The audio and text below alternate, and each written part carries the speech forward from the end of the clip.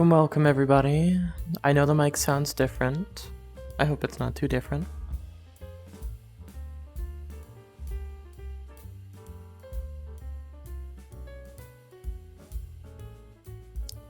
I am so terribly sorry that this took so long. I've spent this entire time, pretty much, just having tech problems.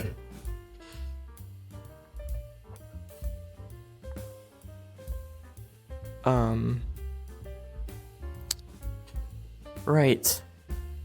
And actively in the process of having another one, thanks to Steam VR being weird. Okay,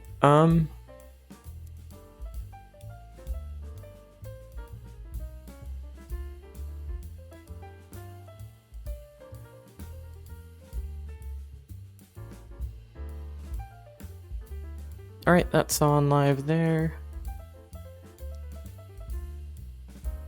Alright, yeah, that looks good.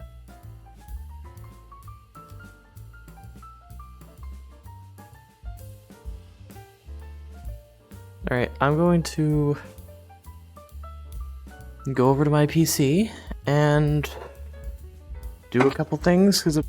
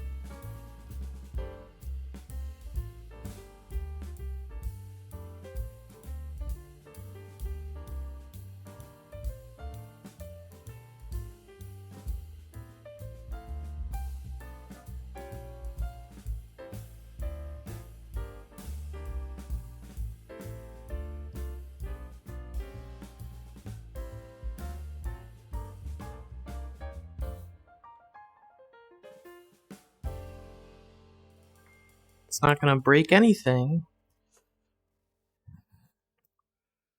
Oh wow, no, it broke one thing. The stream cam's all the way over there now, and I have no way of making it come over here. Unless this time it's drifted. No, there's no way. There's no way I get close enough to grab it. I just have to disable it again and re-enable it again.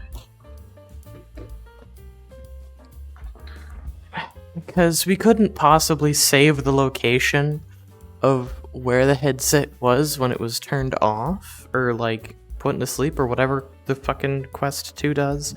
No, we couldn't possibly save that location and have that location be the exact same when it eventually comes back on, or at least close enough that you don't end up on the other side of the room because you took your headset off for 5 seconds.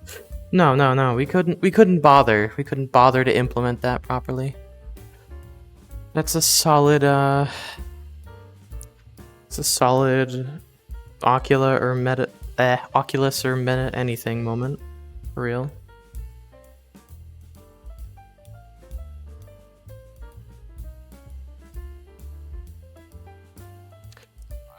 Oh cool, that stayed over there. Well, I don't want it to be over there though.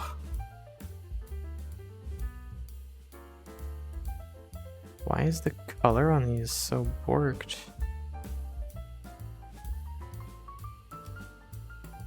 I've never seen this so desaturated before.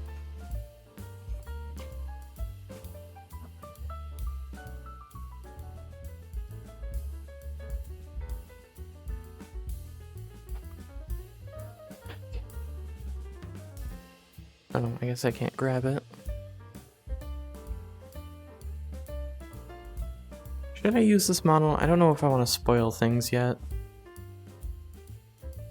You know what? Yeah, I'll use my other model. I don't want to spoil this one yet. Quite yet. Oh god, I have way too many versions. Watch this version be broken and I have to use an older version. They did update this in an attempt to fix some problems. I might not have. Oh hey, yeah, I could do that.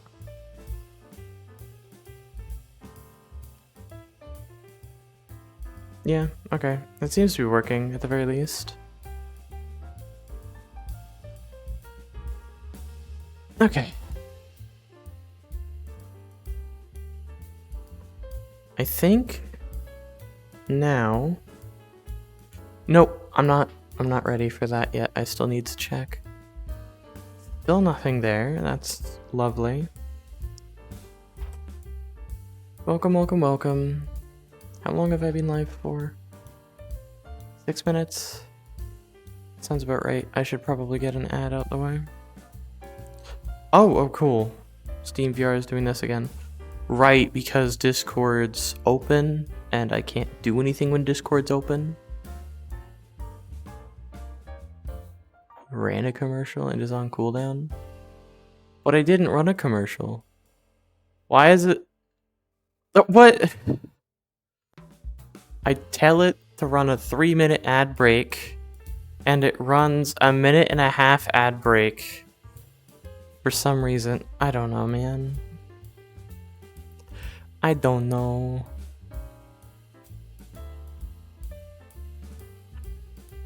This stuff's incredibly inconsistent today.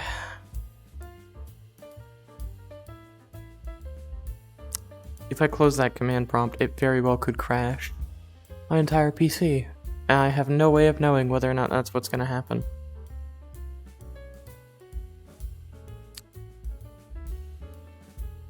So I'm not gonna risk it. That being like, that's fine. Yeah, no, I think I'm...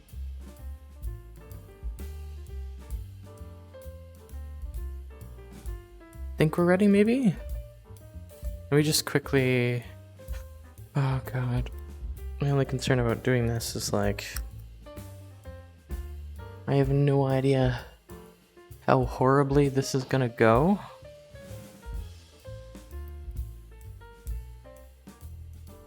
Thank you, Quest, because that's why I double tapped. I opened up pass-through because I wanted to see the Quest menu. That's exactly why I enabled pass-through. Not because I, like, am in the middle of a VR thing and want to have a camera so I can see where I'm going or see what I'm grabbing at. No, it's because I wanted to bring up this massive panel in front of me that obstructs my view. What a fucking joke of a software suite. Honestly. If only anybody else actually did anything better. Oh, it's global, so I can... No, I have it set to flying. I have to be able to get close enough to this one to grab it. Yes. Okay. So I can recover this time. Every time. I'm like, okay, if taking my headset off will bring me across the room for some reason, then I'll use pass-through. Pass-through still tracks correctly, right? And that's true sometimes. But I guess this time it brought me across the room anyways. It just so happened that this wasn't a big enough discrepancy that I was forced to do things. Let me turn that off, and then I can adjust this accordingly. Get a better view of things. There we are. Have it focus like kind of vaguely on my face. Maybe have it take a step back so it can see me. Yeah, this should be fine, right? What's the worst case scenario? You know what? I will get it some extra I'll make it closer. Whatever. It'll be fine.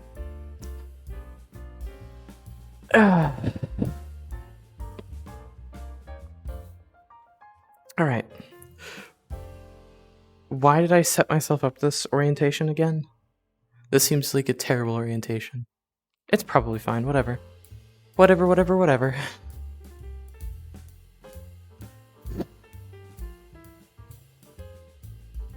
I am very scared to touch that button. Last time I touched that button, I had to reboot everything and it all crashed and burned. So I'm just not going to touch that button.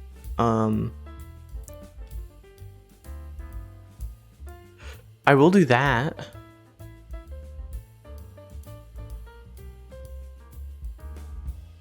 I will do that, and then I'm going to move that like to the side there. That way I can see chat and everything. Yeah. I can see chat. It overlays things if I'm not careful, but okay, that's kind of annoying me. I'm gonna move that. That way it's less likely to overlay when I turn my head. Yeah, there we are. Okay. Oh,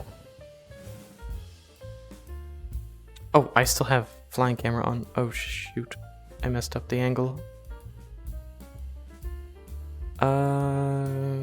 That's probably fine, honestly. That'll have to do. No new model or anything yet. I am gonna be using my normal model. Although I guess this one is slightly different in some minor ways. Mostly because there are some features that just don't work in my normal VTubing suite. Anyways, is these still tracking? Yeah, they are. So we have that set up. Now I just go main, quickly change over again, misclick to task manager. Love that. Hello.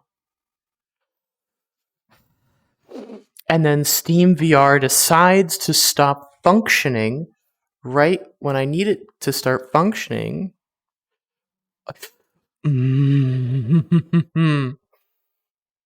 This is why I hate Steam VR so much sometimes. The most random fucking problems that I've never experienced with any other application ever. I've used remote desktop of like a million different ways. Like, how does Steam VR fail so badly at desktop and interacting with your computer when they somehow get everything about that correct with the Steam Deck, but they just can't apply that to a normal fucking computer half the goddamn time? How is there an open source fucking program that does it better than Steam? Fuck. It's not like Valve isn't capable of doing good things. They're practically fucking super geniuses over there.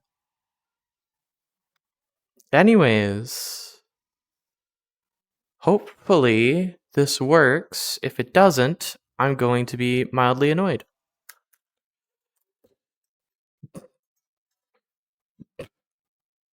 And almost to knock over my water bottle. Okay. I'm gonna lock these so I don't move around on accident while I'm adjusting anything. I wonder. Yeah, this should be working. Finger tracking's a funny thing. Although it does mean I am incapable of doing a neutral gesture, which that is one complaint I have about this, is there's no difference. Like, there's no way I can do a neutral gesture, because it doesn't do the, like, it just is open hand, or you're doing another gesture. There's no, like, neutral. Because normally I have it so that my open hand is eyes closed, and then my neutral, which I can't even get to, but like this would be eyes open. But for whatever reason, they just don't have a way to access that specific gesture if you're using finger tracking, because fuck you, I guess. Also, the fact that they don't map the gestures to the gestures that I have custom defined is kind of frustrating. Because this is my normal angry face gesture. Like, flipping people off is normally the angry face. Why is this the gesture? Why is this the neutral gesture? Why is this neutral? This has no reason to be neutral. It identifies peace properly. Why doesn't it identify the rest? That's so frustrating. What about thumbs up? Thumbs up it does, right? Hold on, is it... Now rock and roll is angry instead of middle finger? What is this? VRchat, why? This is my first time using, like, actual finger tracking on my actual model, by the way. Uh, that was heavily broken. It's my first time using actual finger tracking on my model. What is happening? Normally it's a lot more accurate than this. Hold on, let me just... Maybe the lenses just...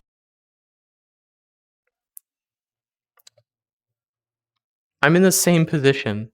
All I did was rub the lenses and suddenly I'm like 2 inches backwards. Okay, it's probably fine. Now, how is it going to handle this now? Now that's better. Now that's slightly better. It's not panicking as much. Though it did miss input there. That's wonderful. Anyways, hello everyone. Hello. The point of this stream is just to see... how long I can go and just rant about random things. Which will probably last until I run out of water.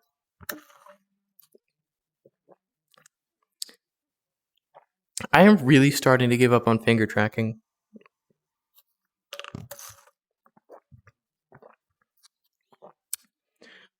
Finger tracking seems to really struggle the moment you start holding objects. Like, it's working fine. It looks like I'm holding something, and then it's just like twisting my hand at random for some reason. Like, I'm not wearing gloves or anything. My hand is an entire... Like, this is a black water bottle. My hand's an entirely different color. And it's like mixing up my hand with parts of the water bottle as I'm holding it. So it'll like... It's so weird. I don't know. I think it's the downside of them using AI for all their cool features instead of actually finding a sane way to go about it. Because yeah, AI just makes development time so much quicker than manually determining, certain feature...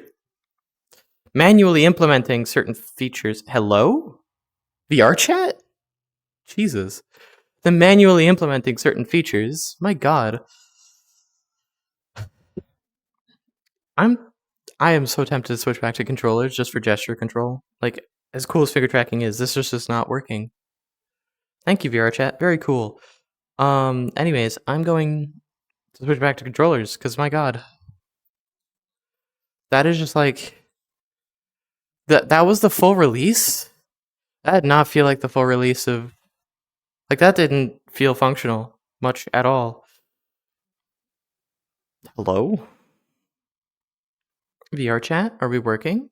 Hello? Wait. That sucks. That really, really sucks. Okay. So it's going based off the center of the frame, which makes sense, I guess?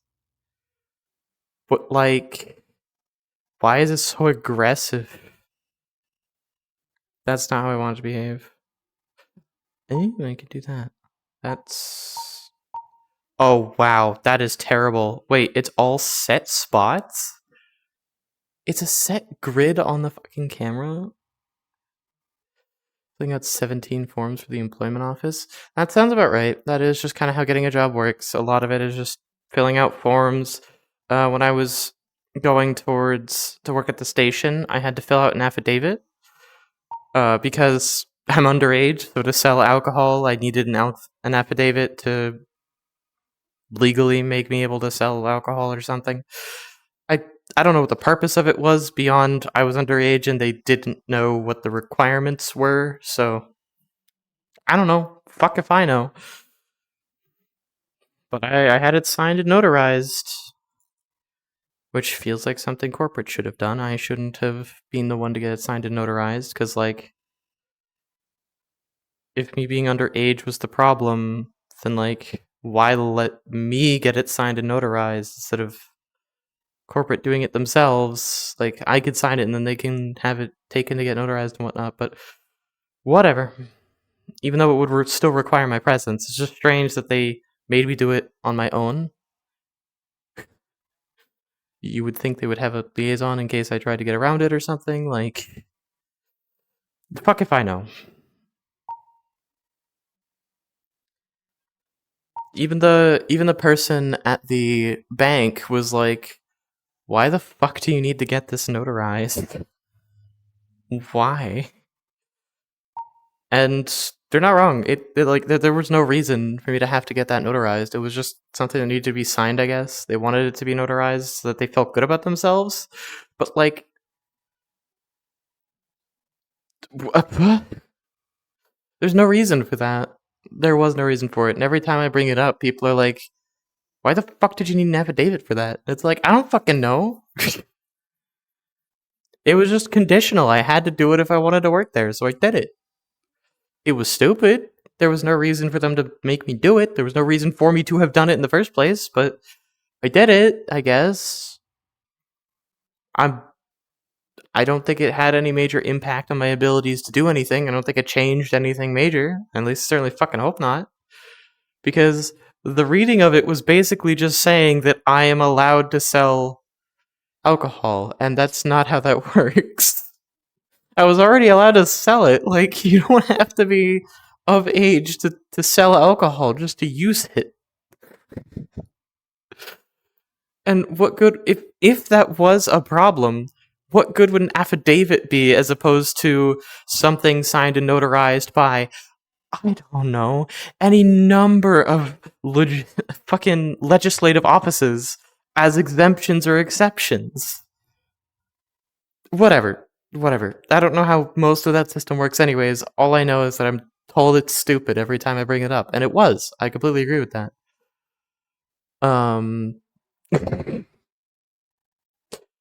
But anyways, I want to go back on a couple other rants that I was really thinking about when I was debating the concept of doing this stream.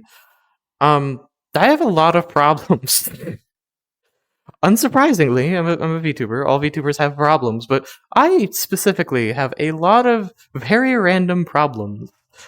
And it's like, I have IT experience. I'm certified and everything. I have the certifications. I've worked some IT positions, but I haven't, like, made it very far in the industry. I can't even put some of it on a job resume because most of it was like volunteer work at school and whatnot.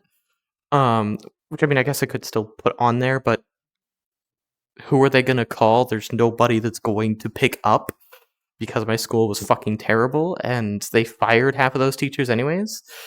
But that's a whole nother thing. Point being, I have IT experience and I still experience so many fucking tech problems. Like, earlier today, when I was about to start the stream, I would have been on time, but then Steam VR crashed and I couldn't get it to work anymore. So I couldn't connect to my PC, and I need to be able to connect to my PC from my Quest 2 to stream.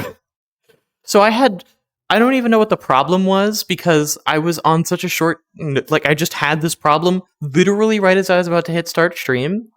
So the only thing I could think of to do that would have quickly solved whatever potential problem it was to just verify the integrity of all the files, and while doing that, just reboot everything.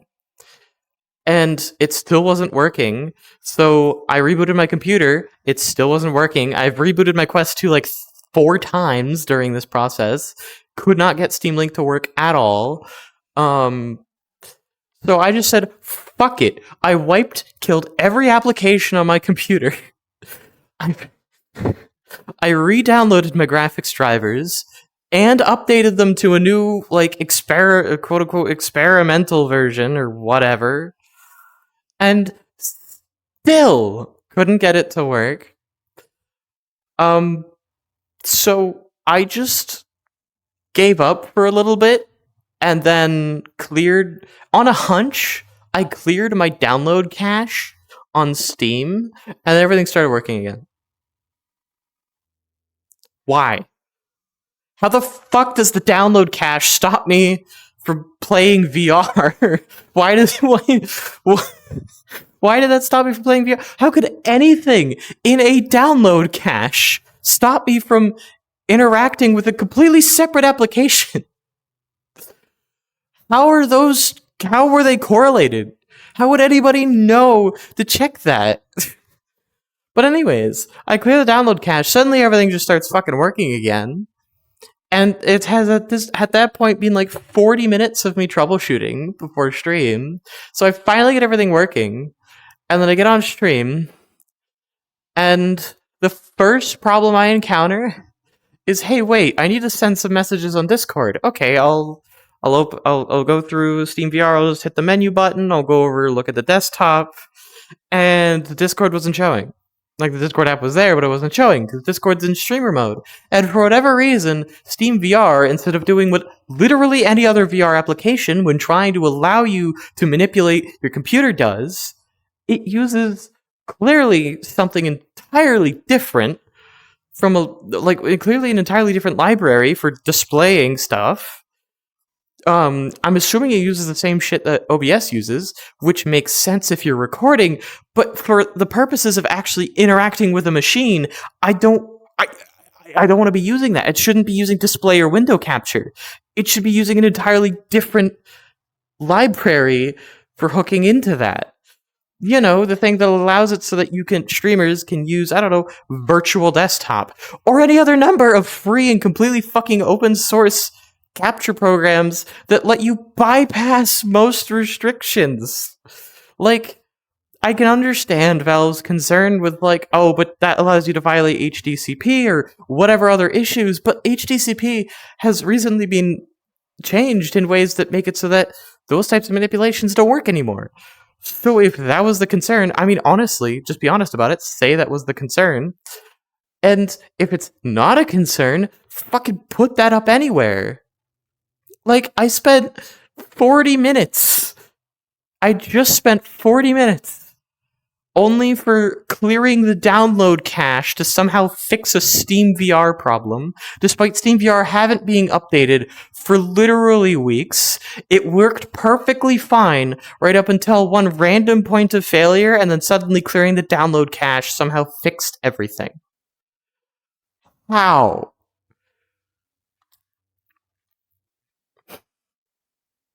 The last time I've been that frustrated, or this frustrated in general, towards an application was when I was in the CIS room, and we were trying to figure out how to dual boot Cloud9.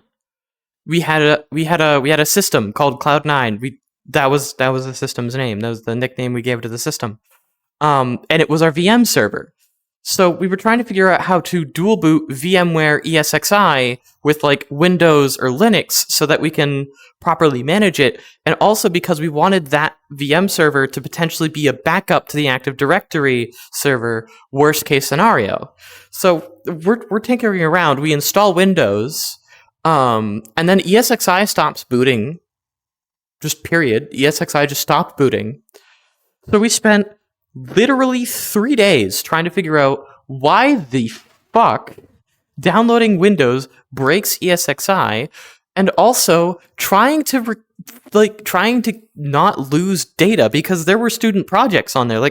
Students were actively using it. It was still an active machine, and granted, at the time it first broke, there weren't any problems because nobody was obviously using it at that time. Otherwise, we wouldn't have been working on that machine. But installing an OS, which, by the way, we had gone out of our way. We'd gone out of our way to manually partition it, so it shouldn't have interacted whatsoever with VMware ESXi. And you know the funny thing? We installed it on a different drive, even. We installed it on a different drive from VMware ESXi, just in case that was going to cause problems. And somehow it still did. I spent 3 days manually reviewing the partition data on the drive to look at the partitions themselves And I found out that what had happened was, for whatever reason, VMware ESXi, the bootloader, isn't partitioned. They don't partition the bootloader, they just load it straight into fucking BIOS, which normally would be like a temporary solution, but this was their permanent solution, and there's no documentation on VMware ESXi. It's a closed source program. The moment you complain about having a problem, they're like, oh, that's not a problem if you pay the fucking $1,000 a year subscription. There's no way in hell a high school's gonna fucking afford $1,000 a year, or whatever the fuck it even was for the subscription variant, especially when VMware ESXi literally isn't even the industry standard for most VM solutions because it's just bad. Nobody likes VMware. Nobody does. I'm convinced the engineers who worked on it out of spite more than anything else. Because my god, there were so many problems with VMware ESXi that Windows, I'm kidding you not, Windows' built-in extensions for making your own virtual machines for both Linux via WSL and Windows itself work better. The only reason we wanted to set up a server for it was because it's a high school. We really do not have that many resources to go around. And building one super high core count server, like spending, I don't know, say $2,000, $3,000 on that server would be cheaper than buying $21,000 to $1,500 machines, or more, because in case we have broken parts, for every student to be able to interact with it. So we had a reason, because we had so many students, and that's not even just students. Computer-wise, we had 25 active computers that students were actively using. Student totals were there were 80 students total taking the class at any given point in time. Now that number is greater, which means we kind of needed a cloud solution in case they switch computers or what have you. It wasn't going to be a proper cloud solution. We're not going to the fucking internet. Their internet speed in that room was terrible. It's a high school. So we set up the local network, which I was still a student at this time, by the way. Everybody working on the room was a student. It was literally a tech classroom built by students, for students, with teacher guidance. And the only reason we even got funding was because the school wanted to tout that they were kind of some fucked up, hybrid school, college type thing. And they weren't. They weren't. No, the administration was super corrupt. I'm surprised they were giving any money towards an actually good program. But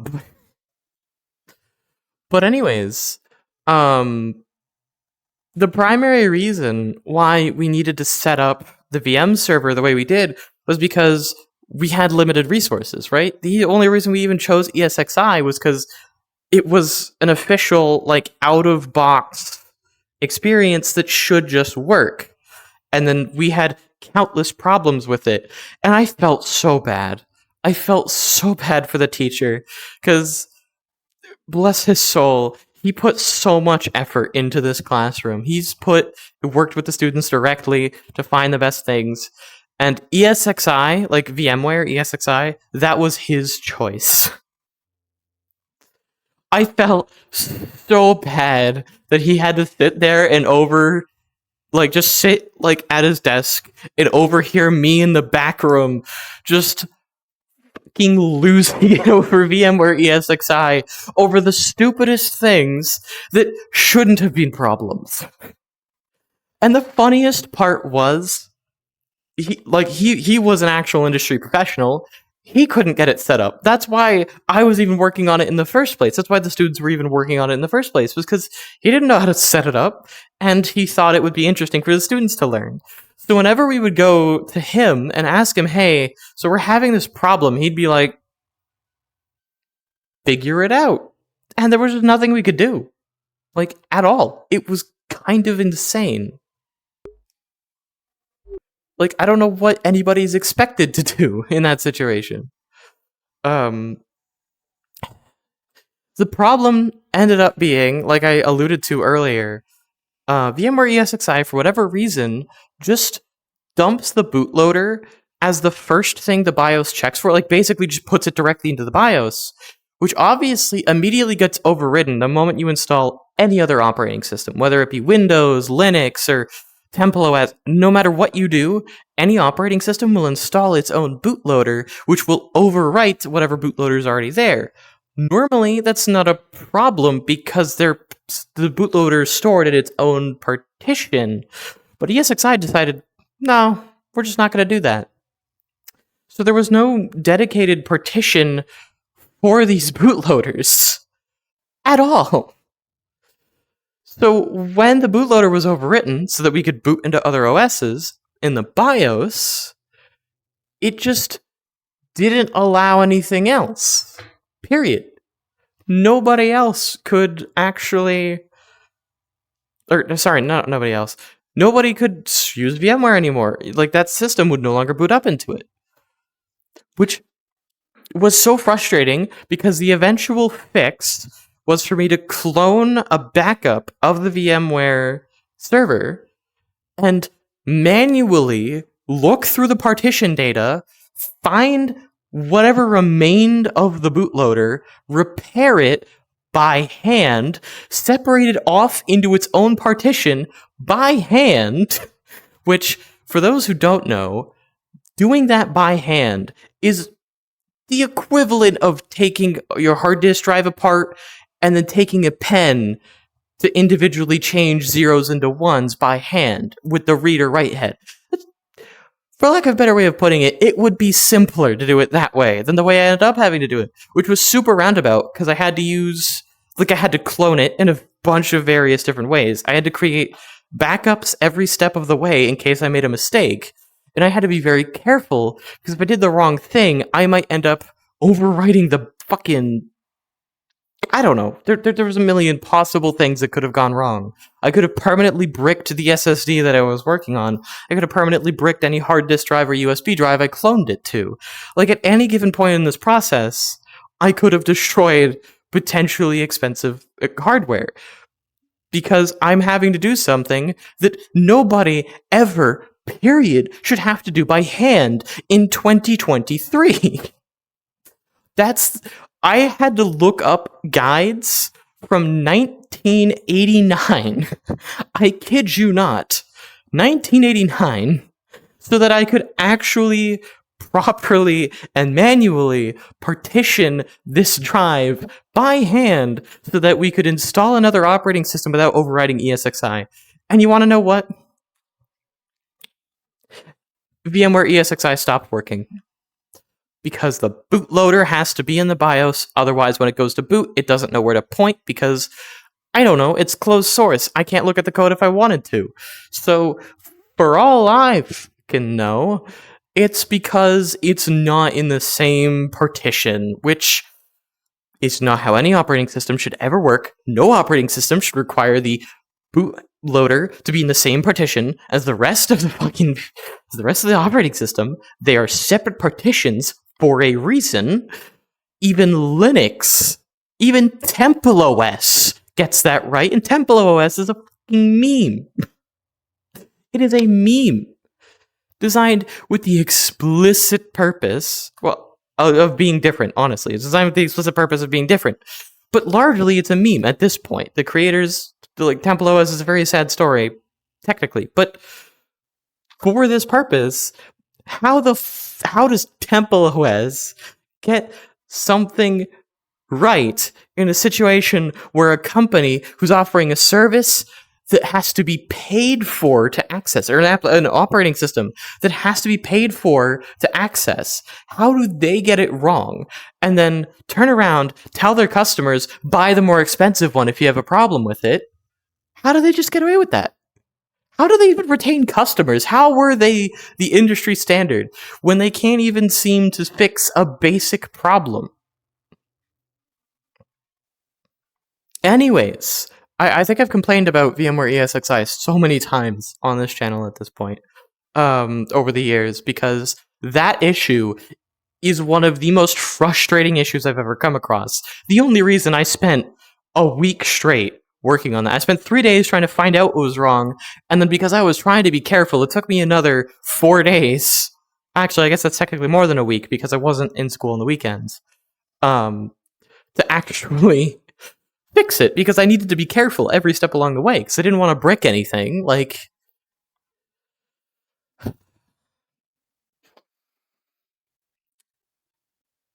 my point is, that was the most frustrating thing I've ever had to deal with. What I had to deal with over the past hour and a half is a very close second. I should never have to clear the download cache on Steam to make Steam VR start working. Those shouldn't be related. Period. There's a line, right? They shouldn't be related. One's an application that launches the other application. The other application, once it's launched, should have no interaction with Steam. Like, yeah, sure, maybe interaction with Steam servers on the back end, but they should be functionally independent, not functionally codependent, which is super frustrating because you'll encounter situations like this. And what I was going on about earlier about how Steam, for whatever reason, just has this weird implementation for desktop manipulation in VR, means I have to go to my computer in the other room. I have to take off my headset, turn it off, whatever, then go to the other room to go to my computer so that I can change one setting or click yes on a UAC prompt that there's no reason Steam couldn't have let me do here remotely. Virtual desktop lets you do it with the right settings. I've been able to do it over Microsoft's own remote desktop solution. I should never have to walk over to my computer to manipulate it when I'm connected to my computer remotely. Like, there's no settings. To be clear, it shouldn't be the default, but there's no setting to change it. And it's ridiculous that I even have to do that. I'm in a situation where I feel secure enough that, yeah, I would allow that to work and happen. Because I relatively know what I'm doing, and hell, worst case scenario, I turn it off whenever I'm not using it, turn it back on whenever I'm using it. Something like that. Steam's own remote play lets you do this. Steam itself has a built-in remote play function that lets you basically just control the entirety of your computer's desktop if you use the right applications and the right settings, which is officially supported. So why, dear God, why do they not just allow that to happen on Steam VR, especially through Steam Link? Like, it's not like it's a remote connection from outside the local network. It has to be from inside the local network. So unless they aren't thinking that that's a secure thing to have as default, sure, fine, whatever. But give us, the enthusiasts, that option. Valve is a company for enthusiasts. They always have been. That's why the Valve Index exists. I think the Steam Deck is the only thing that they've ever actually released that wasn't for enthusiasts, hardware related anyways, that wasn't, a game. Like, most of the tools that Valve releases are for enthusiasts. Just period. Anybody who's messing around with developer SDKs is an enthusiast. Whether it be for games, for hardware, for VR, or for what have you. Anybody going to that length is an enthusiast. They've always supported enthusiasts. Except for this specific situation, I guess, because, I don't know, why not? Why would we? That costs you extra treadmill work or whatever the fuck. And it's like, yeah, you get paid. You get paid for your time. That's how a job works. Just because you're above working quote-unquote treadmill work doesn't mean you don't actually get paid for it. Doesn't mean that it's not rewarding by allowing people in communities and games that you allegedly care about to continue existing. No, Valve is a company. I've mad respect for Valve. They're intelligent people over there. That's why I'm willing to be angry at them. That's why I'm willing to call them out on things. That's why I'm willing to be more honest about things. Because it's not like they have the excuse of, oh, it's just too hard to do. It's Valve. Every time somebody tells them something it's too hard to do, they're the first ones to do it. And not only that, they do it in such a way that it becomes industry standard somehow. They've done that with every Half-Life release, they've done that with the free-to-play game genres, and they've done it with esports. They've done it previously, they'll do it again.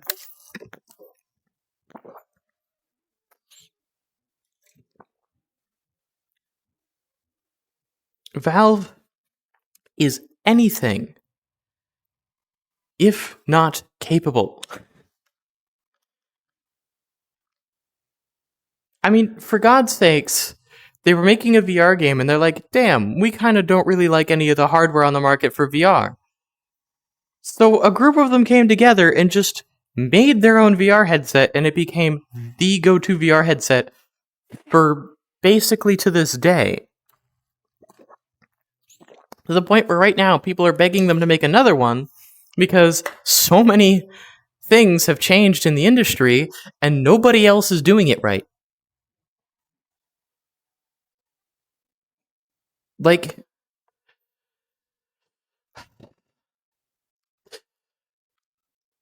I have so many mild problems with VR.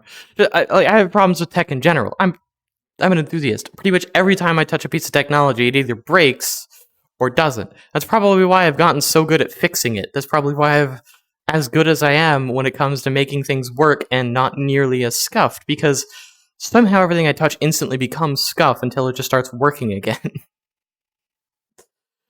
I don't know how I fix things most of the time. I just go through a list of steps until the thing's working all of a sudden, and then I usually don't have an explanation for how it happened, but I know that was the solution, and then I just repeat it next time I see the same problem. And that works. And that is 90% of IT issues, is most of it's just like small things. Anything beyond that, I have to file a bug report and pray. The reason my father never got into VR, my father almost... I actually kind of a joke. As much as many issues as I have with him, he's intelligent. He is a very, very smart human being. He is one of the smartest people that I know when it comes to technology. But that doesn't overcome the fact that he's a negligent, arrogant asshole that spends most of his time narcissistically thinking about how everything affects him, only him, and, you know, the people he cares about only care about him, only care or matter to him in the sense that they give him things so he feels better about himself. And that's the only reason he cares about people, is because it makes him feel validated. That's the reason. I wish I was joking. That was his actual reasoning. Anyways, without going further into that, he is genuinely one of the smartest people I know. He almost, out of spite against Oculus, he spent 8 hours doing Oculus's job for them. This was back before they were Meta. This was back when they were still actually Oculus. He spent 8 hours debugging a problem, reporting it, to the point where he reverse engineered part of the Oculus executable that would run, and he found the exact problem, the exact line of code, implemented a solution, tested it, and sent it over to support saying, hey, I found a problem and I fixed it for you guys. And the problem was, for whatever reason, this is another problem that led to Oculus not being used in a bunch of colleges or, like, realistically in any professional setting. To this day, this is still a problem, by the way. They never fixed it, even though my father literally gave them the fix via email. Anyways, he went through all that effort to tell them, hey, you guys realize that this application only works on the installed account. It kills CPU performance the moment you install it because it messes with a fundamental part of the Windows operating system with regards to CPU task scheduling. So the moment you installed the Oculus software, you are kneecapping your CPU's ability to actually schedule certain things properly. But above that, that was happening because of how the application integrated with Windows, in that it would only work on a specific Windows account, and if that account got deleted, the computer would become unusable because you can't log into other accounts that aren't the exact account that installed the Oculus software, which is a problem that my father found was the reason most colleges stopped using Oculus software and didn't bother past one or two playtests, because Oculus had for literally apparently since launch at that point had this issue. And this was in 2019, I think. Maybe earlier than that. Maybe it was 2018. I don't know. I think it was 2019 though. Apparently, it had always been an issue with Oculus software that it never worked on other Windows users. He found the solution to that was to change one variable. The solution to that specific part of the problem, anyways, was to change one variable, not in the installer, but in the application itself. And when it came to the problems of not being able to log into other users and the CPU scheduling issues, those were caused by the installer installing the drivers improperly by hooking into the wrong APIs for Windows 10 and 11. They were hooking into the Windows 7 and 8 compatibility APIs, which led to them installing in places where they shouldn't, which led to the system running in compatibility mode for those versions of Windows, which would normally be fine, but because the way that they installed the driver set means that they were restricting CPU scheduling performance by having to basically emulate the CPU scheduler from Windows 7, 8, or whichever variant based on the Oculus application you had downloaded at the time. And I say emulate because that's what was happening. That's the compatibility hook. That is how Windows achieves compatibility with older versions, because newer versions of Windows change how task scheduling works fundamentally. So for compatibility for older versions, you need to emulate. I guess emulate's kind of an aggressive term here because it's a blanket term, but they have to fake the task scheduling to match Windows 7, 8, or 95, etc., to match previous Windows versions for those specific levels of compatibility. And normally it's not a problem because those will only be active when you're using those applications. But when you install a driver like that interacts constantly with your CPU, checking if you have a headset connected, do you see where that goes, chat?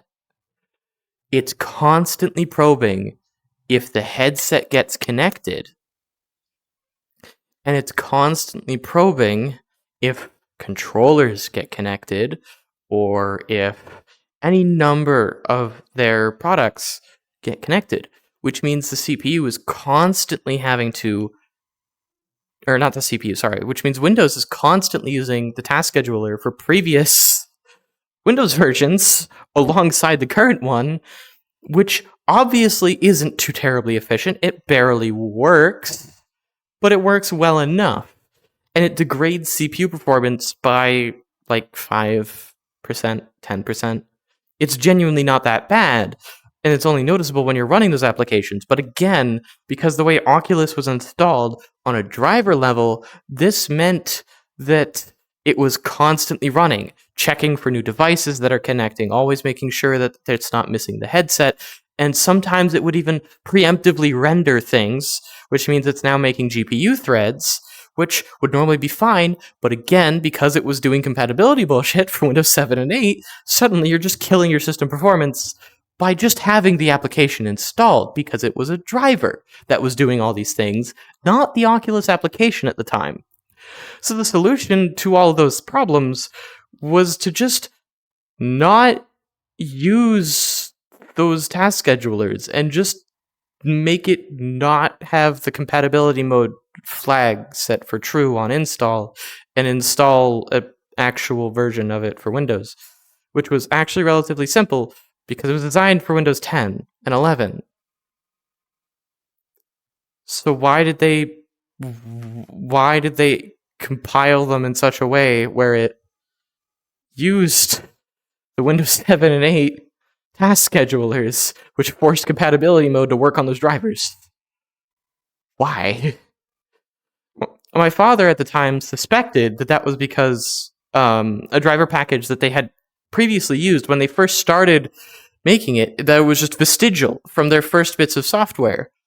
I agree with that, honestly. I'm pretty sure that it is just vestigial because they started working on VR stuff, like Oculus at the time, started working on VR back in like 2010, 2011, and Windows 7 to Windows 8, those would have been natively supported at the time. So yeah, it's probably just vestigial, or was at the time, probably just a vestigial piece of code.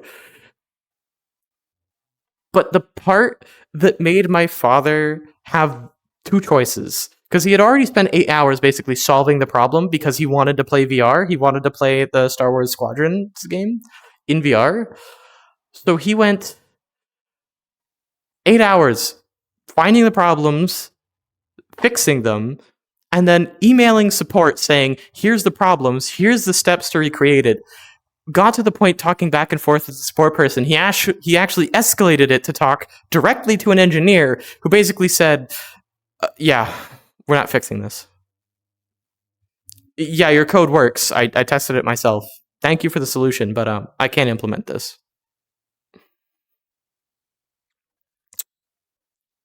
To this day, you cannot functionally use a Meta headset or an Oculus headset on a PC with multiple Windows users. My father gave them the solution, and they just said no. When I saw my father's reaction to that, I was so close to telling him, you should apply there. You should apply to Oculus out of spite. I'm glad I didn't, because they got purchased by Facebook and then Meta became a thing, and if my father was caught up in that, he probably would have become a better person, honestly, but anyways, it probably wouldn't have worked out that way anyways. But still, he had basically done their jobs for them and didn't do it. That was the most spiteful I have ever seen my father. And I've seen him at his absolute worst. I've seen a lot of people at their absolute worst. I've seen my father at his worst. That is the most spiteful I ever saw him. Which was, fortunately, very funny. It makes for a decent story. I also need to change the tags, but it's also kind of funny, so I don't feel like changing it. But anyways, that was, to my knowledge, his most frustrating IT experience. I haven't asked him this question myself, and I probably won't, because, again, I'm kind of trying to go no contact with him. He's kind of an asshole. As are a lot of people in my life as I was growing up. Anyways, so whenever I'm having IT problems or just problems with technology in general, I've gotten pretty decent at eventually solving the problem. Which is probably the only reason why I'm able to stream. Because for those who don't know, I do almost everything myself. Like, I'll take models and I'll edit them. Like, I will take things and I'll change them. Like, this model itself is an edited version of one of Nibby's models. And I plan on getting another model to change over to, because ever since I kind of had the realization, ever since my egg cracked and I kind of realized, hey, wait, this ain't right. I've been looking for a new model, and I finally found a new model I would like to use. So right now I'm just waiting on Nibby to get me the model at this point. And then from there I'll edit it, and that'll be my V4 model. But anyways, point is, or I guess not overarching point, just sub point I was trying to make. For those who don't know, I do basically everything myself. I've set up OBS myself. The computer I'm using, I built by hand myself. Pretty much everything that I do on stream in YouTube videos was either edited by me or whatnot. I have to do everything by hand, basically. Which normally it's pretty normal and standard throughout the creator industry. But I've encountered so many small and very frustrating problems that I think that alone has gotten me to the point I am now of being able to spend 40 minutes trying to diagnose a problem before stream instead of spending 3 hours and then giving up. And there are still some times where I spend 3, 4, 5 hours on a problem and then I give up. Like, I do still give up on problems occasionally just to come back and see if it happens again and come back later.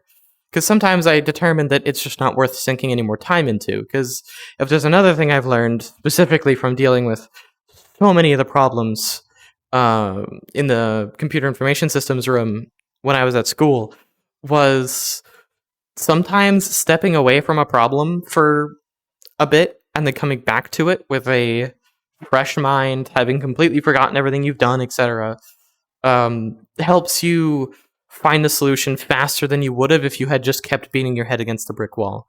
Sometimes taking a break is necessary to finding the solution faster, and sometimes for a cleaner implementation, because whenever you're trying to solve these problems, if you find the solutions really tedious, taking a break once you find the solution you need to do, like taking a break once you find out what's wrong, then coming back to figure out how you're going to implement the solution, means you're more likely to find a better solution that will work long term, as opposed to getting something just to get it working for the moment. And granted, that's basically what I did earlier. I literally just rebooted everything, and I just went through systematically trying to reboot stuff until I was able to get it to work again, instead of looking for the specific problem, because I was short on time. I wanted to start stream. I wanted to be here. I wanted to talk to all of you. So to do that, I had to solve it quickly. So I had to, instead of looking for the problem, just start looking for solutions. And sometimes that works, sometimes it doesn't. And in this case, after 40 minutes, I found the solution that worked. I tried to submit like a Steam report, but nothing happened. Like, it wouldn't let me. It just created a log file, and there's no support page anywhere for me to actually push it through to. I might look more into that after stream, just because I, again, was rushing and I kind of wanted to start the stream, and I was already 40 minutes late because of this problem. But anyways, I think that this stream is very much so paramount to the amount of bullshit that I have to deal with sometimes. And it's really funny for me to like be watching other content creators or VTubers, and then they're describing a problem, and I already know the solution because I've encountered this problem a million times before. I've had to guide other people through the problem already. And then the amount of times, like sometimes it happens while I'm in their chats while they're live, and I'm able to just tell them the problem we've had this year. I know, I don't care. At this point, I would like to have one heart-to-heart stream every once in a while. I don't really care how many people are watching me yap, because I know most people aren't here to listen to me yap. They're here to watch me suffer, so they only watch my challenge runs. Which is fine. To clarify, that's fine. Watch me for whatever reasons you want. I am very transparent with what I'm doing at any given point in time. Like, I feel like I'm pretty blatant about that. But anyways, it's so funny to me to see established creators or VTubers struggle with problems that are, like, at this point, I just consider basic problems because I encounter and have to solve them constantly. There was, as a result of me working on The Great Silence, for example, while I was watching another VTuber that I watch occasionally, Um, while I was watching him, Hoshi Breeze, while I was watching him play Minecraft, he encountered an issue with the Carry On mod where he had accidentally picked up a door. Within like 5 minutes of me seeing him do this, I remembered that Carry On can glitch out sometimes, and the solution's to use the /carry on clear command in chat. So I was able to get him to fix that like instantly, which was kind of funny because he had already called his friend over to try and kill him, but because he was in survival, but he had like end game god gear on, so killing him was not an option. Um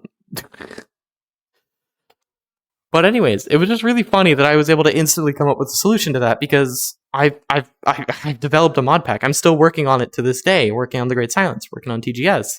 So I actually have the experience and know how to solve these problems a lot of the time.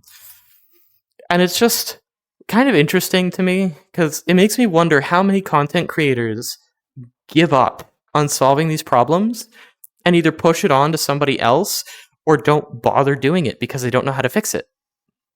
It genuinely makes me wonder how much more or potentially higher quality content we could have had but never saw because somebody gave up after encountering one of these basic problems with such little documentation.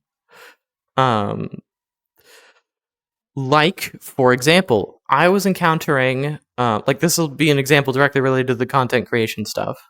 For the longest time, I was having issues with streaming on Twitch because I was having encoding problems. And eventually, I found out that the problem was hardware encoding is not the smartest thing to always do. I was in a situation where I shouldn't have been doing hardware encoding because the computer I had at the time wasn't the best.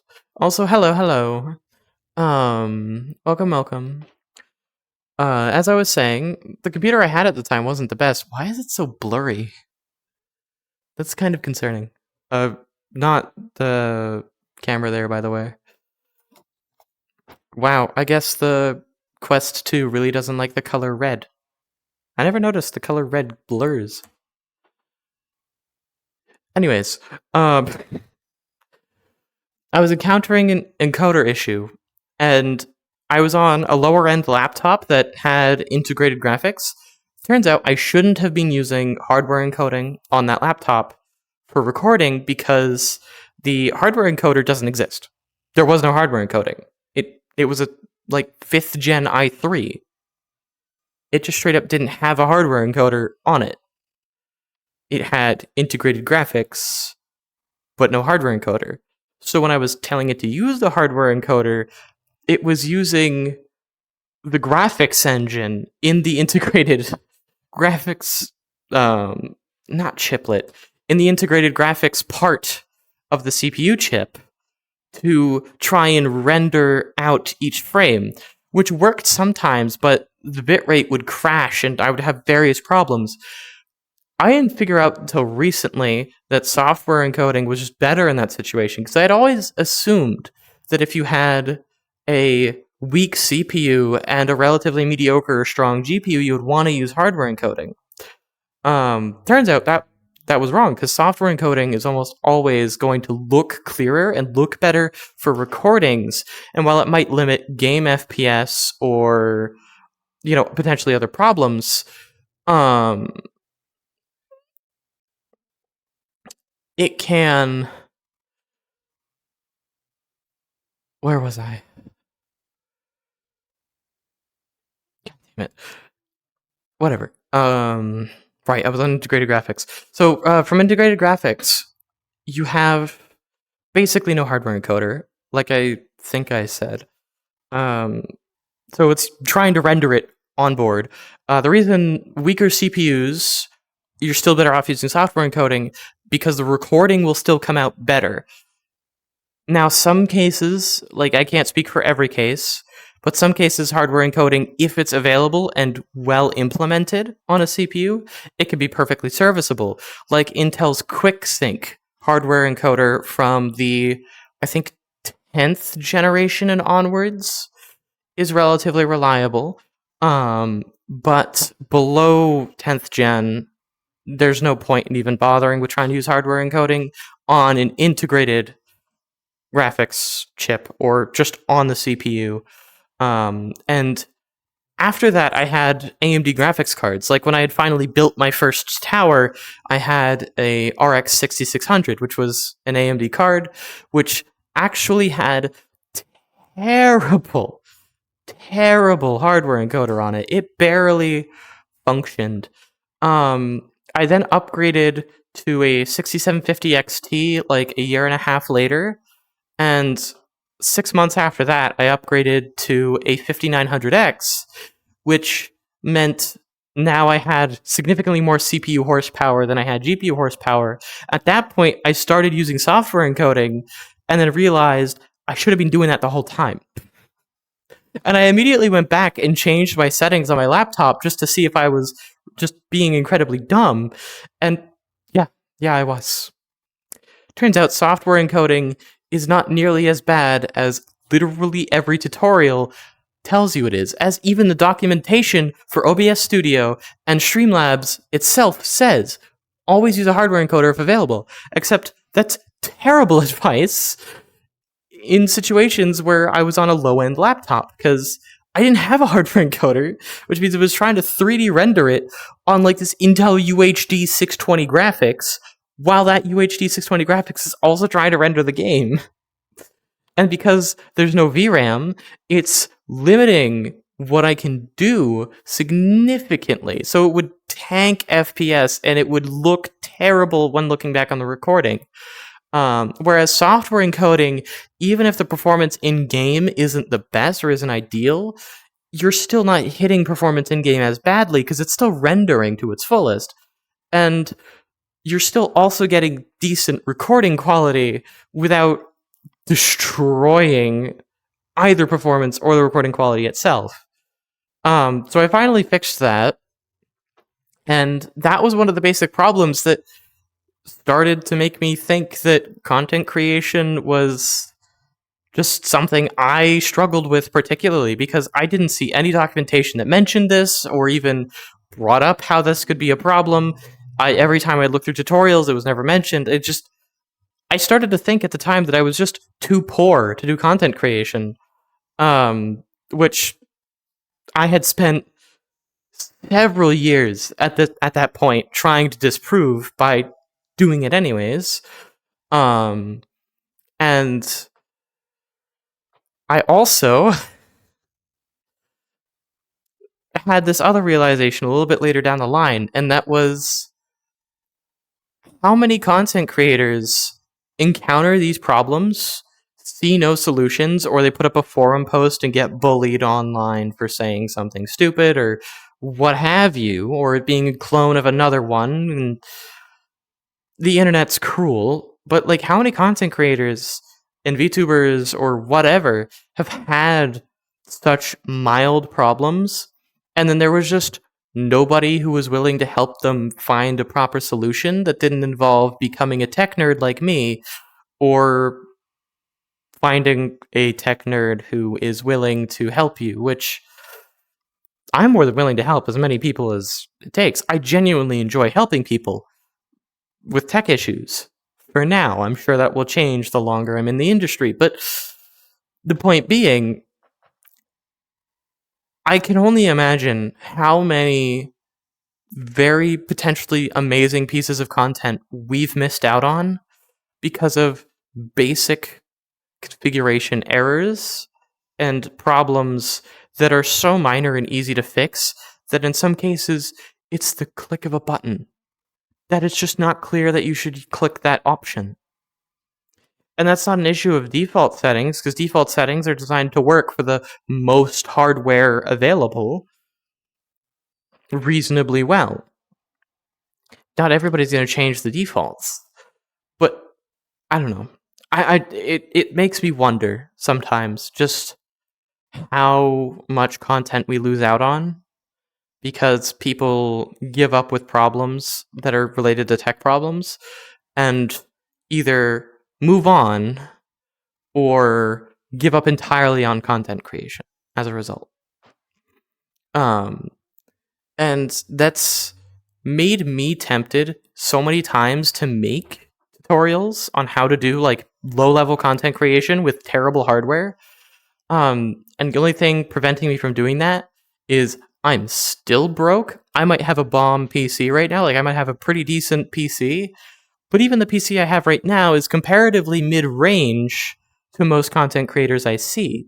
I have a 7900 GRE, which for those who don't know, is the top mid-range of AMD's 7000 series options, which isn't that bad. It's not a bad graphics card by any means. And hell, it's driving my Quest 2, it's driving the stream actively, it's driving a couple other things that I'm actively doing. But it still holds me back sometimes. And I'm not talking about render times or whatnot. I'm talking about sometimes when I'm doing like a development thing, or if I want to stream certain things, I just can't because I never had the GPU horsepower to do it.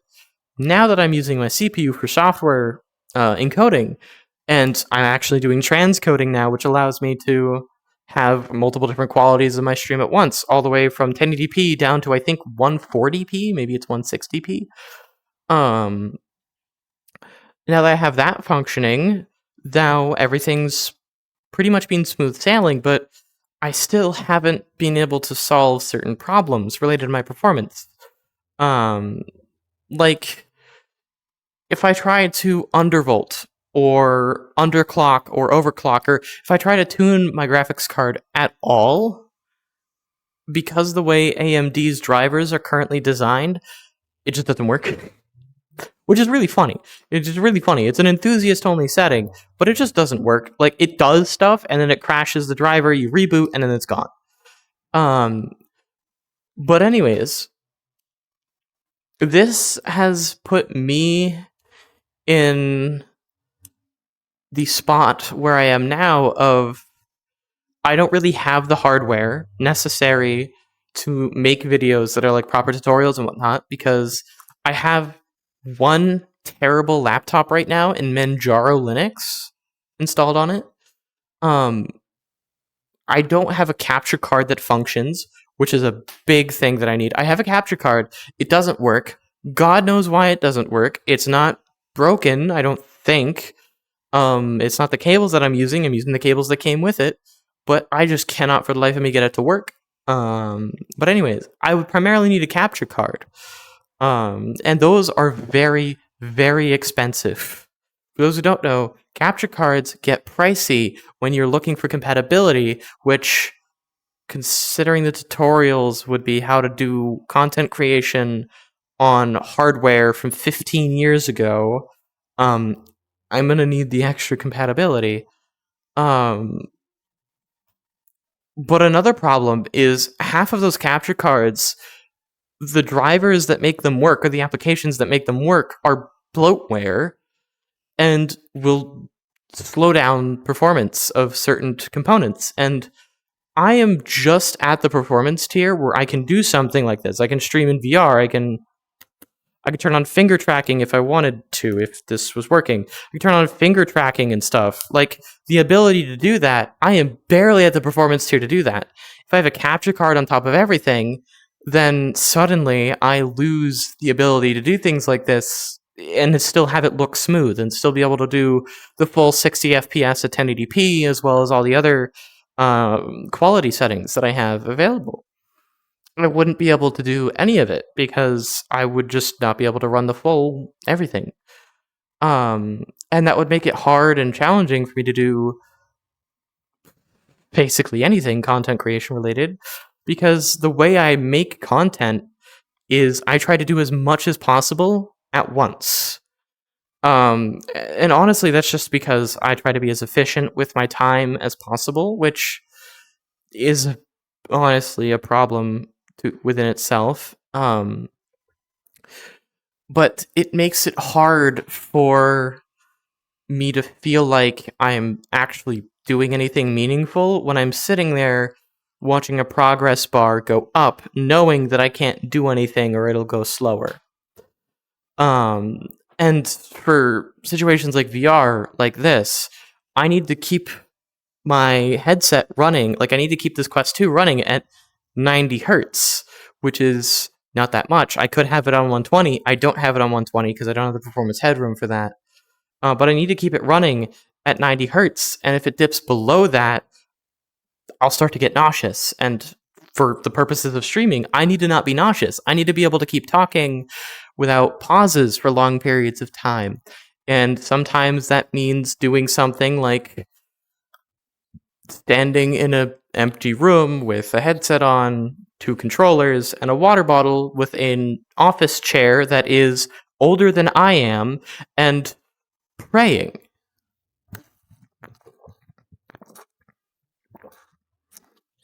That nothing breaks. And that includes my own voice. That includes my own body, which has recently kind of become a problem. For those who don't know, I used to work at a gas station for a little bit. That was my official job. I worked as a guest service associate. And I call it guest service associate because saying cashier feels painful because I did so much more than cashier work because I was alone. Like 90% of my time at that job, I was the only one on shift. You know what that means? I'm the one stocking. I was the one cleaning everything up. I was the one calling the cops when that one random druggie walks into the bathroom, shoots heroin or whatever fucking ungodly things are in those needles, and then leaves. I'm the one who's making sure that nobody's stealing. I'm the one who's making sure everything stays in order in the station and outside the station. I'm the one cleaning up after every single gas spill. I'm the one telling people, get your cigarettes that are lit away from the active explosive chemical that you are currently pumping into your car, please and thank you. Directing them, sometimes, to the signs that warn it's illegal in this state, by the way, and saying, the cop right across the street, all I have to do is wave. I've had to threaten people so that they walk away from the fuel pad to smoke their cigarette and then walk back when they're done.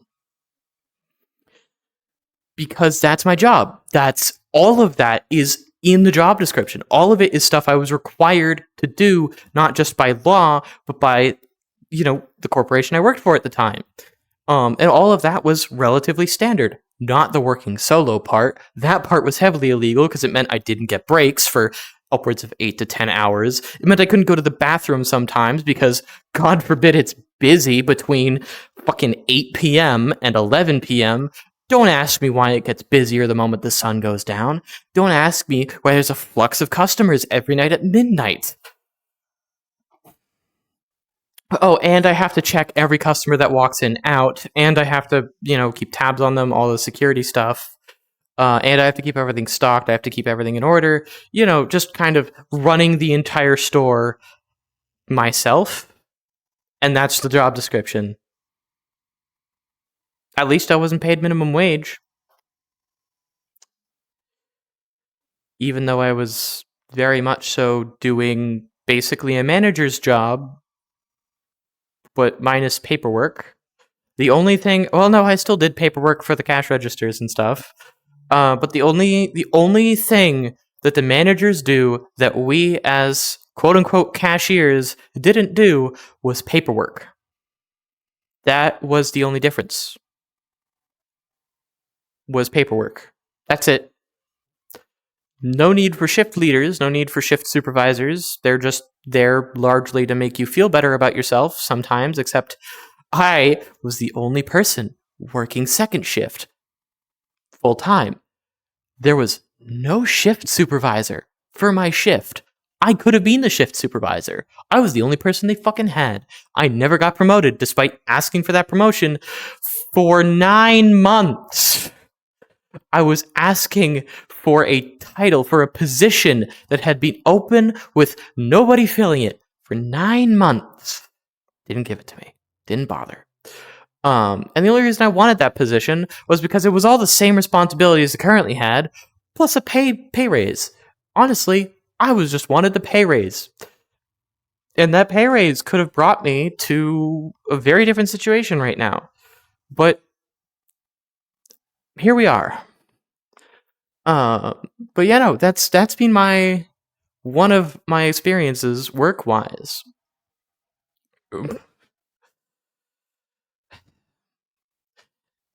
I have so many random stories from my times working at those gas stations. And yes, there were two of them. There were two of them I worked at for the same company. I transferred from one to the other because of drama. Not related to me. A manager got fired, and then corporate didn't know what to do. And then they fired the territorial manager.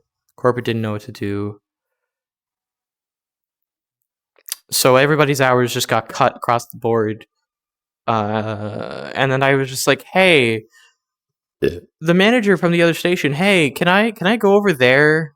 Can I go over there, please? And they're like, I see all the work you've done over there. Yeah, sure, come over here. And then that was it.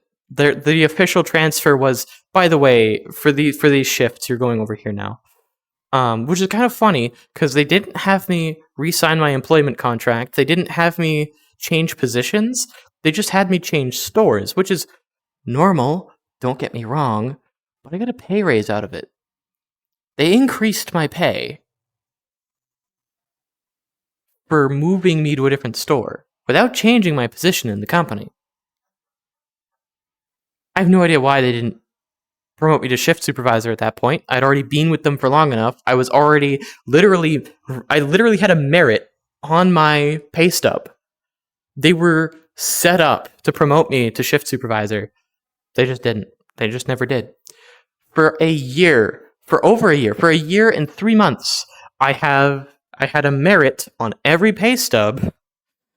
And for those who don't know, whenever you're in a company, right, and you're working for them, and they're getting ready to promote you, or they're trying to promote you, a lot of them will require a merit as part of the pay stub to signify, hey, we're getting ready to promote you. You're about to move up, and the merit change will be your new pay.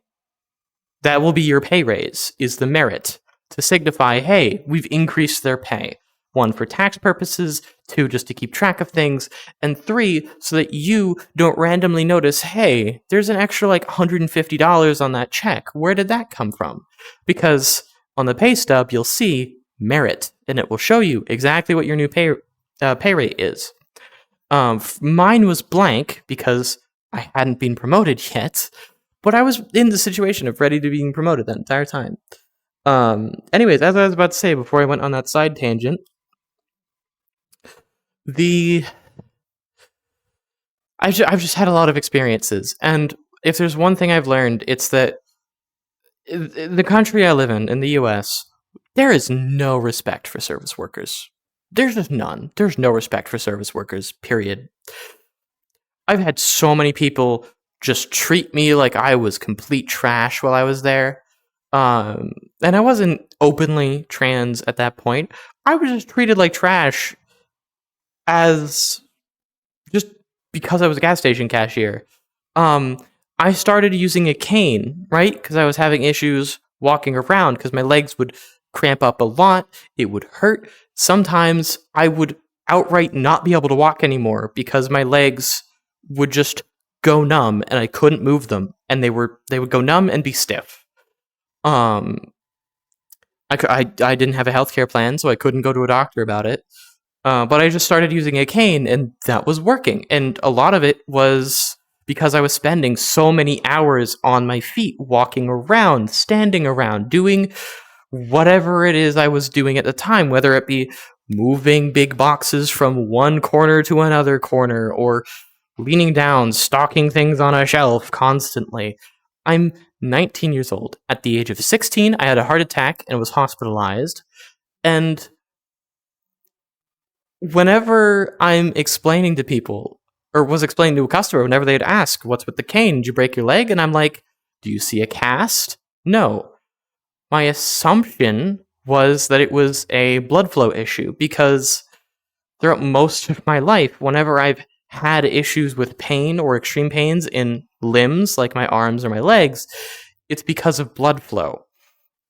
And that's what ultimately led to me going to the hospital for the heart attack and everything. It's all related back to the Pfizer vaccine that I got, which unfortunately I can't talk about too terribly in depth, not because of an NDA or anything. Don't get fucking conspiratorial on me. That's the reason I don't fucking talk about it beyond that. Because everybody immediately gets conspiratorial when you list a known side effect of that vaccine. But anyways, I was just one of the unlucky few that had that side effect, and it hasn't gone away since. I've never got COVID, so I'm assuming my body picked up the vaccine and is continuously, took to the vaccine and is continuously using whatever bullshit was implemented with it.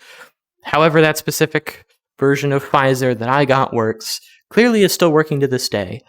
But it does have the side effect of my blood pressure will drop enough that my extremities won't be getting enough blood to keep going. And normally the solution to that is sit down, keep your heart rate up, but sit down, relax the muscles. Because what's actually happening is you're entering a state of muscle burn. Whenever you're exercising, for anybody who's capable of doing that in chat, whenever you're exercising, have you ever noticed that past a certain threshold, you start to feel a kind of burn? And you're usually told that if you want to grow your muscles or whatever, you keep pushing past that burn, you push through it. That burn is actually what's happening. Because that is the moment when your muscles switch from using the oxygen supplied by your blood to build or to release energy, basically. Your muscles have two ways of changing energy, right? Or of generating energy, which is then used to expand and contract and do whatever muscular thing you're trying to do. Fuel, basically. They have two processes of turning fuel that's available to the muscles into energy. One of them requires oxygen, which requires blood flow. Now, your blood can't flow to everywhere in your body constantly enough to constantly keep every part of your body oxygenated enough for it to always be able to utilize the fullest amount of its energy production. The oxygen-based way of making energy for the muscles to use is significantly more efficient than the other method, but the other method can be done as a byproduct of doing the oxygen method. So when your muscles are burning oxygen plus whatever to make the energy, they're also producing acid. And in that acidic environment, your muscles can use the acid as a base for a different way of making energy, or a different way of turning whatever the sugar molecules are into energy. But it's a lot less efficient and a lot more wasteful. It creates extra heat, but most importantly, it creates a significantly more aggressive acid that actually can damage your muscles if it builds up too much. What is suspected and what I was warned about by my cardiologist is if I'm not careful in trying to keep my heart rate up and maintaining my muscles on my limbs, is I can reach a state from normal activity levels, like just standing for long periods of time or walking, something that's normally restful enough that people's normal blood pressure and blood flow is capable of supplying oxygen to keep doing that indefinitely. It's one of the benefits of being human is being able to rest while walking and standing and continue to do that almost indefinitely as long as you occasionally get off of it for sleep or to eat, etc. I don't have that. I can't go forever because from just standing, just doing what I'm doing right now, just standing for long periods of time, I will slowly be building up that acid until eventually it starts damaging my muscles, which is why my muscles were going stiff. It's why my legs were going numb. It's why I needed to use a cane, was to relieve my legs of that stress. And yes, it's just redirecting the stress to my arm. It's still a greater, it's using more of my body. More muscles that are being used lighter means they produce less acid and means they are less likely to enter the state where they're burning acid instead of oxygen to make energy, which means it's less likely for me to damage myself or get damaged permanently, potentially, if I get unlucky enough and become crippled at that point. I can prevent myself from becoming crippled by just monitoring it. But the downside is normal people don't have to worry about that. I do. So as a result of that, I just have to kind of hope and pray. But in trying to explain this to people, I just started saying, "Oh, I have heart problems," and people would still just say, "I don't believe you," and then they would walk out. They didn't ask for the questions. They didn't let me explain. They just said, "I don't believe you," or "I don't see how those are related." I just walked out, and it's like, I'm standing here with a fucking cane. You think I want to use this thing? You think it looks cool? I don't. I don't want to use a cane. I didn't want to use a cane. I didn't like canes. Like, I think they can look cool sometimes, but I sure as hell don't want to use them. I also did not mean a timeout.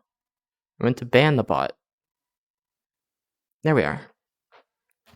Like, I sure as hell don't want to be in that situation. Like, if I can avoid it, I don't want to get crippled. The only reason I was using the cane was because I didn't want to be crippled by working. So I had to use the cane. Of course, I live in the US, which means I'm fine. I can just use the cane as much as I want, arguably, and nobody can really do anything about it. But fuck, it is so hard to explain a basic thing to people. I had two people in the 8 months that after I started using the cane, I had 2 people actually listen to me when I said it was a heart problem and actually ask for their follow-up questions. And largely, I had to do this whole, like, basically chemistry lesson that I gave out here. I did a much shorter version of it and quicker. But they were happy. I was happy that somebody actually fucking listened for once instead of just asking what the cane's for, saying they don't believe me, and walking out.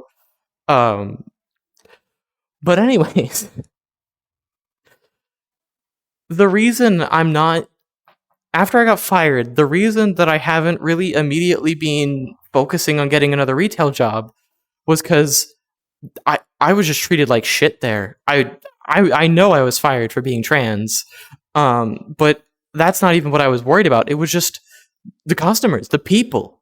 I was just treated like I was disposable.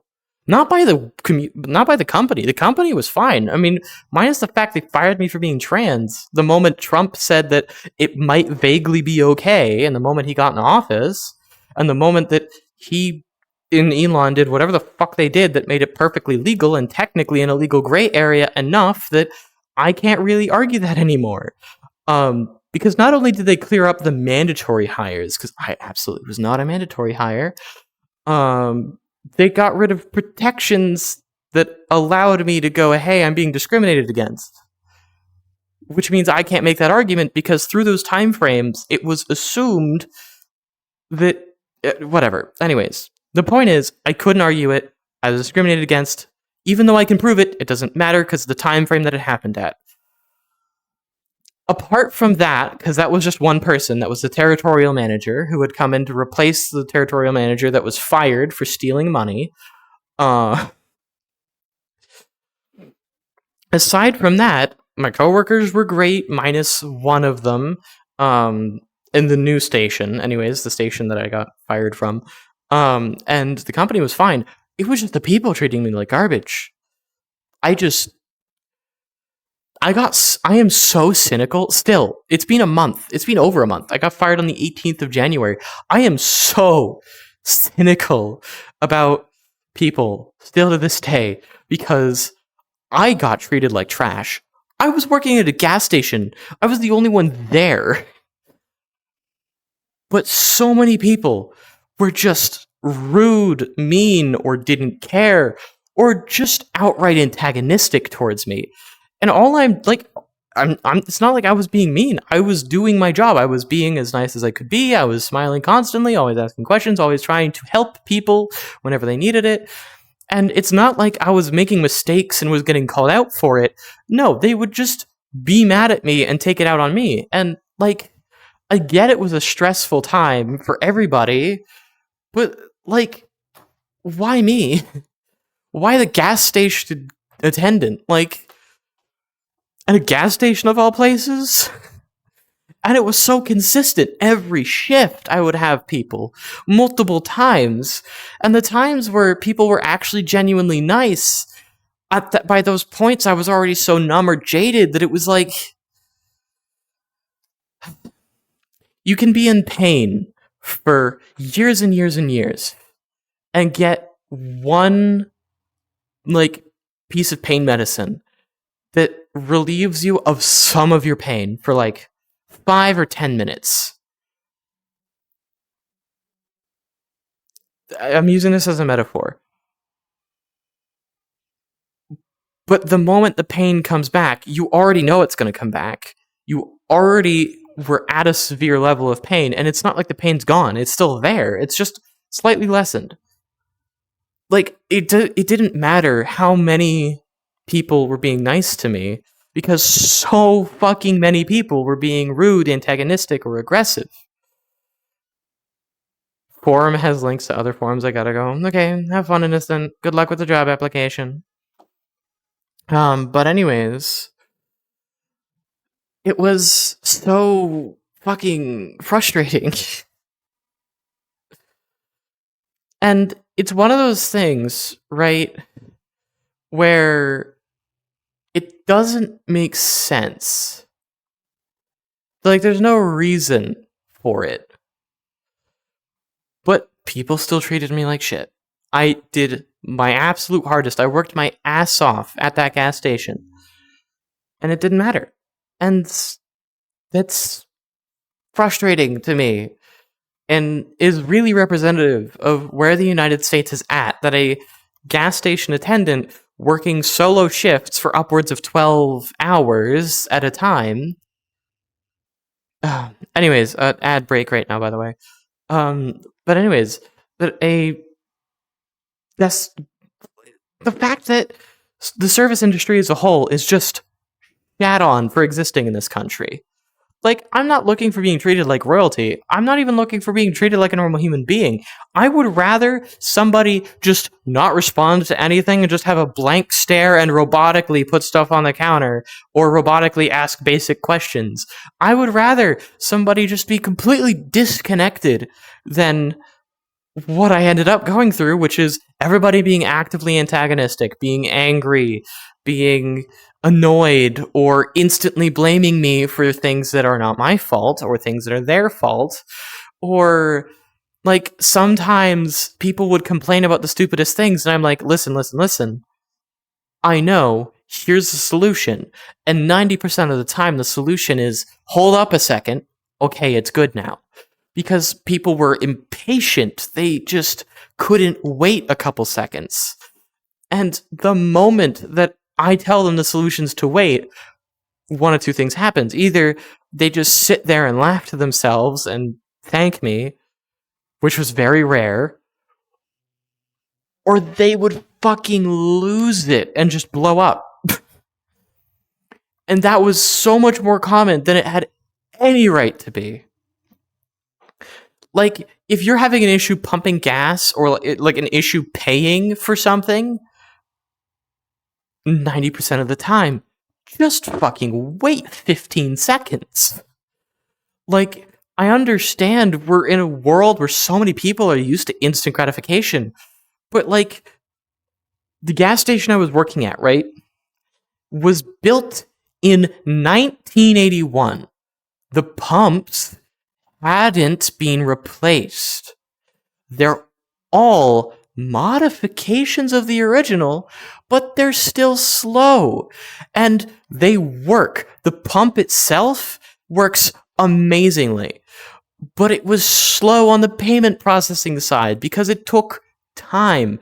And that time, less than a minute. It takes about like 40 to 50 seconds at most. But people would just lose their shits over that.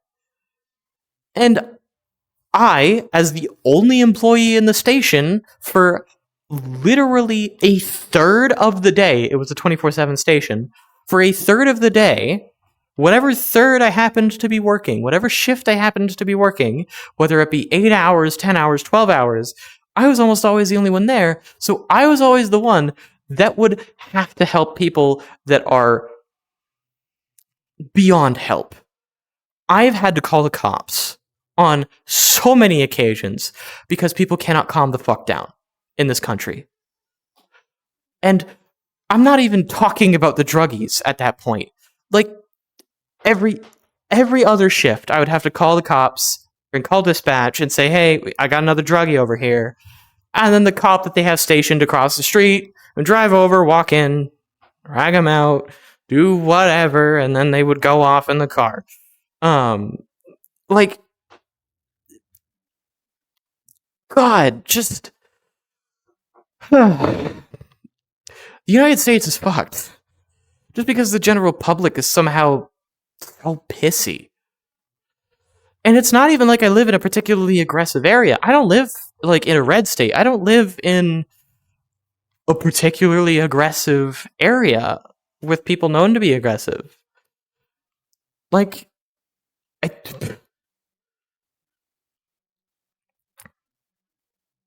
I just don't even know anymore what to say half the time when I'm talking about the country that I fucking was born in and grew up in.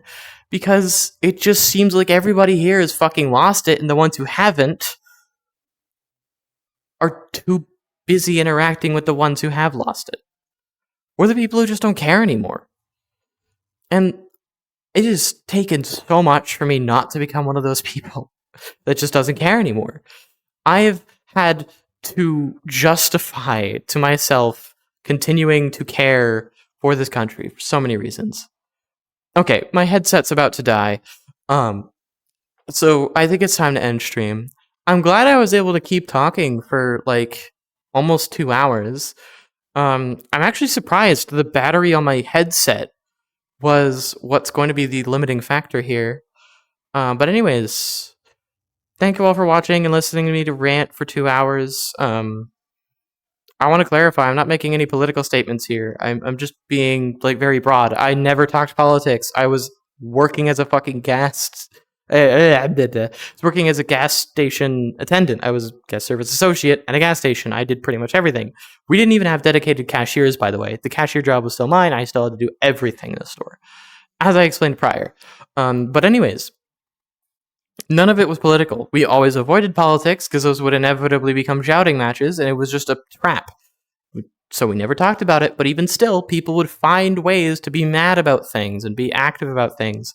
And people would scream about whatever political belief they have. And I'm like, dude, we're in a gas station, cash or credit. And they're like, you're the problem with this country. And it's like, what am I doing? I'm trying to help you pay for the goods. What do you want me to do? Make it cheaper? I'm not the one in charge. But it's like stuff as simple as that, of like just me doing my job got me pinned as the bad guy in so many people's eyes. But anyways, I'm going to switch off. Probably I'll stream something else, maybe I won't. But either way, for Twitch to work properly, I do have to end the stream, otherwise it won't properly segment things. So I'll be back in a second, because I gotta turn off my headset, get everything plugged in so it charges for either later today or tomorrow, based on whatever you want to do, Innocent. And yeah, thank you for watching or listening.